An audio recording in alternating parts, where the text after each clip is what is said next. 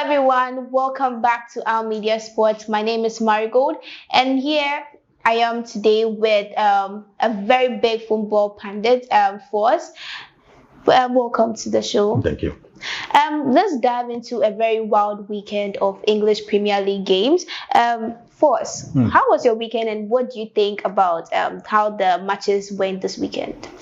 Well, my weekend wasn't great, because all the major predictions that I did forecast, did not really come to pass. And I think it's a weekend that allowed the most dominant teams in Europe, most of the most dominant teams in Europe lose, and then have a retrospective idea about how they run their football and how they play.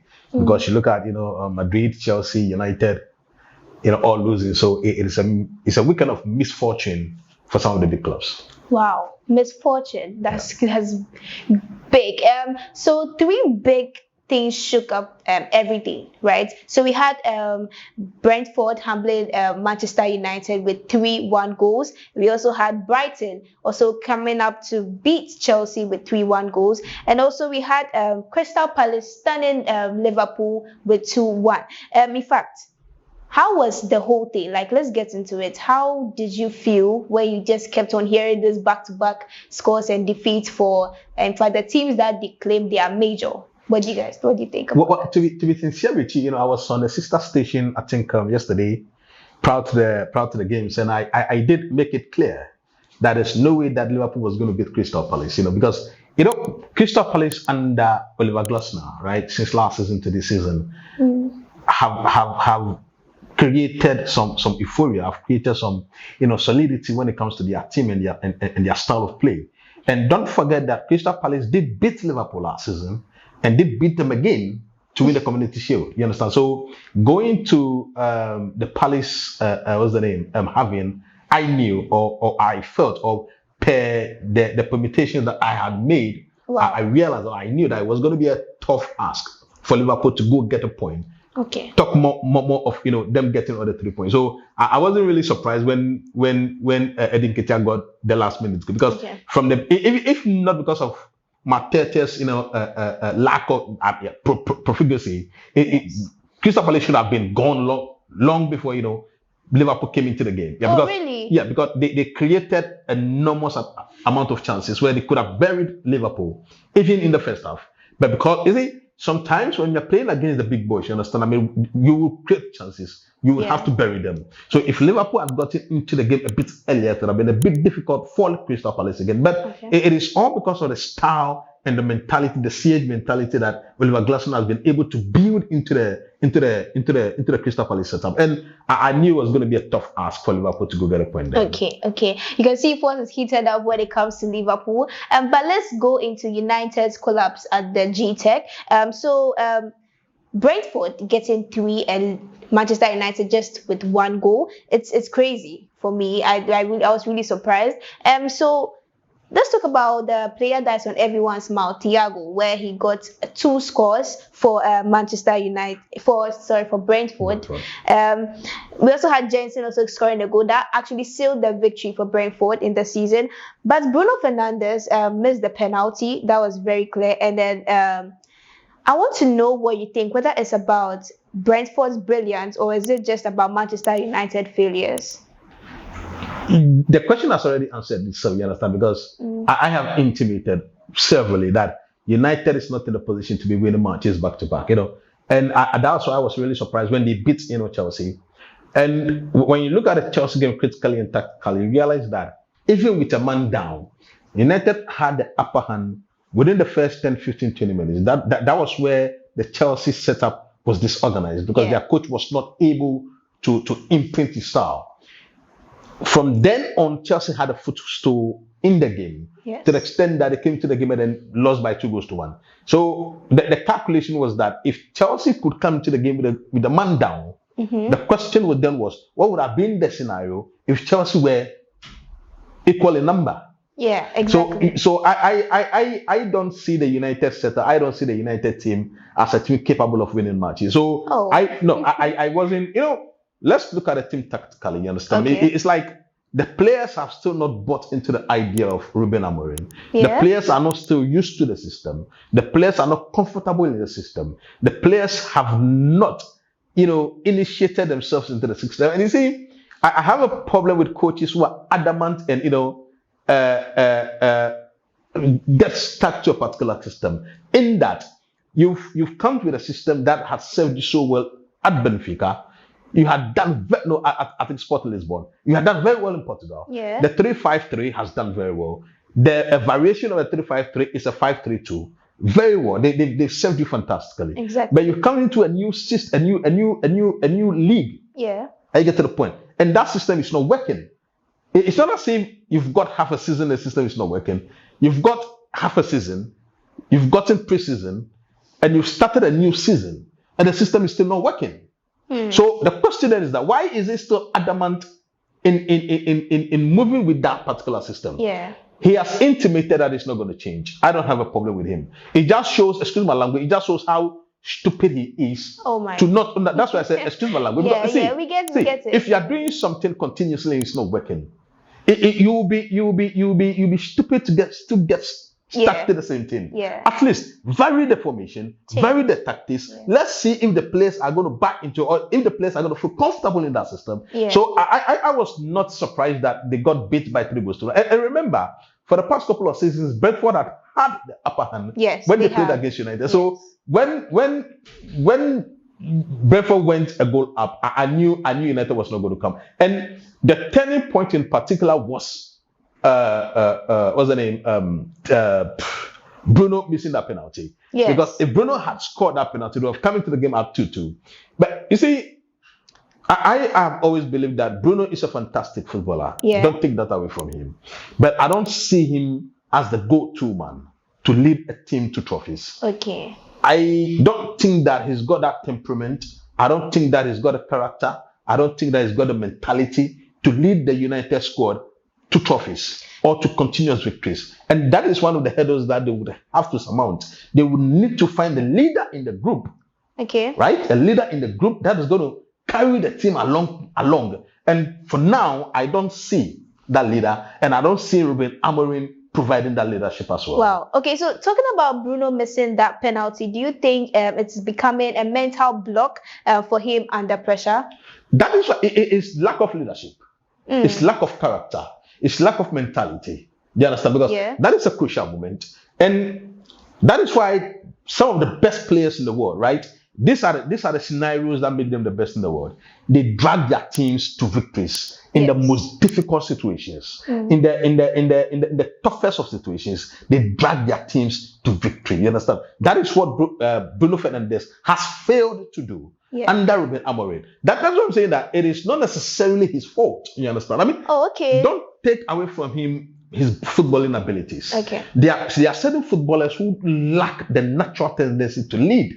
Even though they are fantastic footballers. Yeah. That is where you will need a leader on the pitch. Okay. You need a leader like Van Lampard, a leader like Steven Gerrard, a leader like probably Thiago Silva, a leader like Didier Drogba. These are characters that win you trophies. These are characters that take you, or that lead, that drag you from the mess that you find yourselves in. But the United like that. And you see, it does not only necessarily fall on Bruno Fernandes. You understand? I mean, the gaffer, who is the tactical brain behind the team, also like that leadership qualities. Coaching United is not an easy job. Yes. This is the biggest club by far in world football, notwithstanding where they find themselves currently. So for you to come to United, it is a big jump from your job at Portugal. And you will need every single qualities as a manager, as a gaffer, and as a coach to succeed. Okay.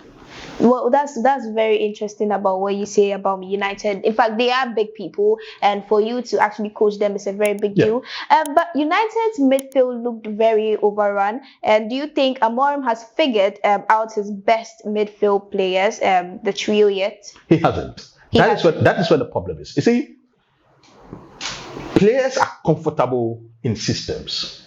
You can't play football without a system. Be it 4-4-2. 4-4-2 diamond, be it 4-4-1-1, be it 4-1-4-1, the players would have to be comfortable in the system. Do you understand? It shouldn't be that as a coach, that is your system, so the players must fit in. Yeah. When you are a good coach, you realize that no, the players are not fitting into the system. So what should I do? Pep Guardiola has changed his system from his traditional 4-3-3 to a 4-1-4-1. Mm-hmm. Conte changes his system to suit his players.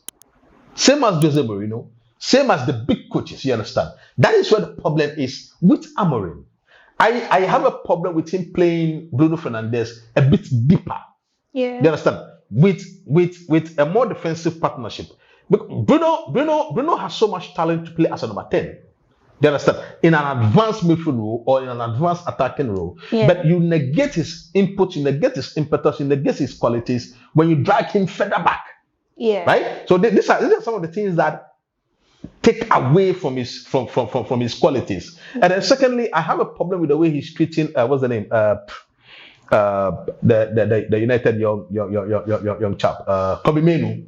Oh, Fantastic player by standard, you know. But under Amorim, he has retrogressed because last 2 seasons he had a mainstay in the English national team to the extent that during their run to the Euro finals, he was a part of the squad. But under Amorim, I don't see progress. I don't see a clear vision for the players' progress, and that is one of the key. That's one of the key factors that is hunting United, because Amorim has stated clearly that Kobe Menu is fighting for a position with Bruno Fernandes, and there's no way that Kobe Menu is going to play for Bruno Fernandes to be able, because he's the captain of the squad. You understand? And the leverage is going to be at his favor. So that is another problem that they have. And thirdly, I think that he hasn't figured out another formation apart from the 3-4-3 or the 5-3-2 system. Because since he came to United, the only variation is had to the 3-4-3 system in the 5-3-2 system. You understand? And it's not going to work. Because for a year now, it hasn't worked. And it's not going to work. Okay. You see, Amorim said that the team lacks composure, and even Cunha admitted that Brentford punished every mistake. Him damaging. How damaging is it when even the players are admitting to something like this? It's an indictment on your qualities as a coach. You understand? Because at the highest level, mistakes are supposed to be limited. You understand? And when you meet an opposition that has more quality, an opposition that is well grilled, they will punish every mistake that you commit. And that's exactly what Kun has stated. You see, the players know that the system is not working, but they can't come out publicly and talk about you understand? That is going to. I have always indicated that as a player, you need to show the club your gaffer respect. If you have a problem, you go to them in their offices and you discuss. You don't come to the public domain and then air your grievances. You understand? But I can confidently say that the players are not happy with the system. The players are not, because you see, as a player, to not be doing well as a club affects you personally. It affects your call up to your national team. It affects your progress as a player its own. You understand? So these are things that are going to weigh on the players' mentality. So at the end of the day, Cunha coming out to say that they were punished by the mistakes that they committed is a clear indication or vindication of the fact that they are committing too many errors. Okay, so if you're a United fan, in fact, this is for you guys watching and even for Ford. If you're a United fan, do you think this whole thing is about the players' mentality, or is it on the manager's tactics? Do you blame it on the manager? It's the manager. He has to go. Okay, the manager has to go. So yes, that's what Ford is saying for Brentford and Manchester United game. In fact, it was a very amazing one for me. I really enjoyed that match. So moving on to Stamford Bridge, where we had Chelsea versus Brighton.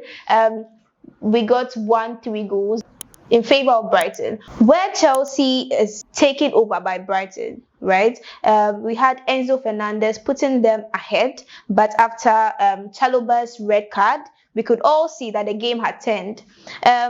Welbeck struck twice with 2 goals, and Cooper also scored. Brighton walked away with 3 and leaving Chelsea with 1 goal. First, what is all this thing about this red card that people are talking about, that in fact the whole game got messed up after the red card that Chalobah was given? I have a problem with coaches who don't have a plan B. You understand what I mean? That is why I love coaches who have different plans, different ideas in a single match. As a coach, when you have a drill, you should know that in the event of a red card, this is how my team is going to play. This is going to be the reaction. In the event that I go a goal down in the first half or in the first 10 minutes, this is how I'm going to react. In the event that I go 2 goals down, this is how I'm going to react. In the event that I go a goal or 2 goals up, this is how I'm going to react. Yeah. These are all scenarios in the game. Yes. Do you understand? And as a coach, you should have every single situation in the game under control, because at the end of the day, it is you who is going to serve the direction. It is you who is going to serve the instructions to the players or the coach. And remember that there's no single player who goes against a coach's instruction and does well, because you are in a structured system. For example, when Chelsea played against United and they got a red card, the coach lacked vision and leadership. That is why you see after red card in the 4th minute, he panicked. Yeah, you could see that. He panicked and then did a lot of substitution that did not aid the progress, because after a red card in the beginning embers of the game like that, you study the ship.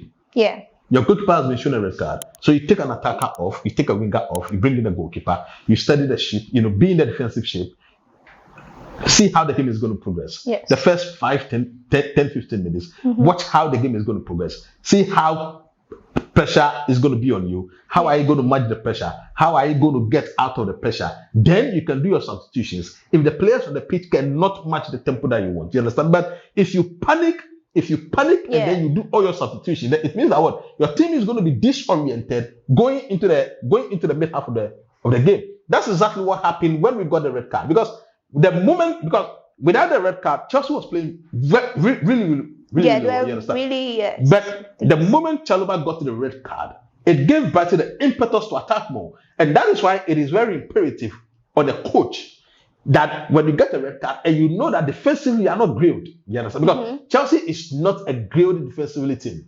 Chelsea is not a defensive team. Chelsea cannot be defensive and win matches, you understand? I mean, the coach does not fancy being a defensive, and so he doesn't train the boys to have that defensive mindset. Unlike coaches like Jurgen Klopp, unlike coaches like Jose Mourinho, unlike coaches who can drill a team and play for 2-3 hours without conceding a goal. So if that is not your strength, even when you get a red card, you should not be in the defensive shape. You understand? You can be in a counter-attacking shape, but not to overly be defensive, right? And against Brighton, that is not doing well this season. I after the red card, I knew Brighton might get an equalizer, but for them to go on to win 3-1 to me was a bit of a surprise to me. And again, I laid that problem at the doorstep of the coach. I have indicated severally that I don't believe that Maresca is going to lead Chelsea to the promised land. Oh, okay. So some fans are also saying that Enzo is out of depth. Do you think he's already losing his dressing room? No, I wouldn't say he's losing his dressing room. You understand? Because the players that we have at Chelsea, some are winning, some have won the World Cup. Enzo Fernandes has won the World Cup. Some have won, the Champions League. Our right back has won the Champions League. And Enzo has not won anything yet. You understand? I mean, Enzo as a coach has not proven himself yet. And I don't blame him. I blame the owners of Chelsea. I blame the directors of Chelsea. Because if a coach is not winning, if a coach is not doing very well, it's your responsibility to sack him. That is why a lot of people have criticized Roman Abramovich for the way he sacked coaches, but he gives just one answer. When I sack, does it bring results? And yes, that is the essence of football. You understand? You want to win. And there are certain clubs who are not comfortable not winning. You talk of a club like Manchester United, like Chelsea, like Liverpool, like Real Madrid, like Barcelona. If you win the Champions League this season and next season you don't win it, you get sacked. That's the nature of the job. Yes. Results will keep you in the game.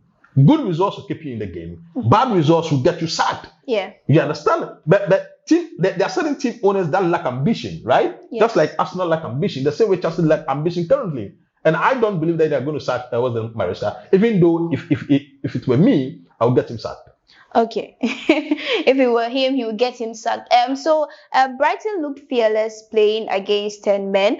Do you think Chelsea lack leaders who can calm things down when there's pressure? It's the same thing I have indicated, you understand? Because when you go a man down, you understand? You need composure, you need mentality, you need strength, right? You see, because you have to do extra work now. You understand me? Yeah. But in the first couple of minutes, in the first 5-10 minutes, you would have to have a lot of composure to steady the ship because you've gotten a red card. And one, it is the responsibility of the coach to issue instructions. And then secondly, the leaders on the pitch. Yeah, because it is not every single player who is playing at the highest level who has got that mentality to be composed under pressure. That is why every single team needs a leader, right? A leader to keep them composed. You go to Liverpool and then you have Alisson Becker.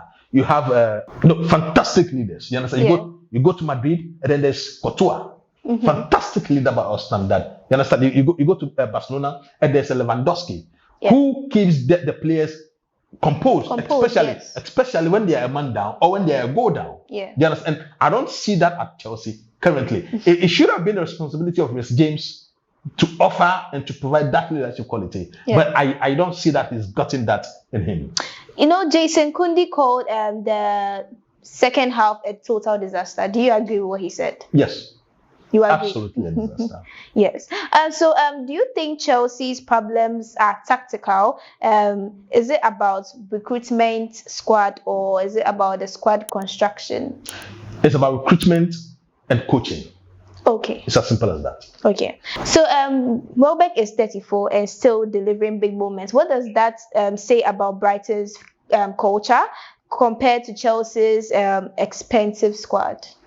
You don't compare Brighton to Chelsea, you understand? I mean, it's like comparing apples and oranges. Chelsea is one of the biggest clubs when it comes to England. Okay. So the fact that they have a Daniel Welbeck who is 34 and they're scoring goals for them once in a while does not mean that you can compare them to Chelsea. They can compare them to Chelsea. Okay. So we are going to move on to the next game. That was Liverpool versus Crystal Palace. I can see that one you were more of excited to talk about it because I think you were quite disappointed, right? No, I wasn't disappointed because I knew they were not going to win. Okay, so for us that were disappointed, I think he saw that coming. Anyways, the whole thing was Liverpool, their 17-game run completely came to an end. That's what really broke most people's heart. Did it break yours too? No. It didn't break your heart. Okay, so that's it for today. In fact, we had a very interesting time here with Force. So, in fact, the whole game was very unexpected. Force said he actually expected some of the goals and some of the scores to be just the way they are. Anyways, if it was a shock to you, you can comment that. If you saw that coming, you can also comment that. This is Our Media Sports. My name is Marigold. I would love to see you guys next time.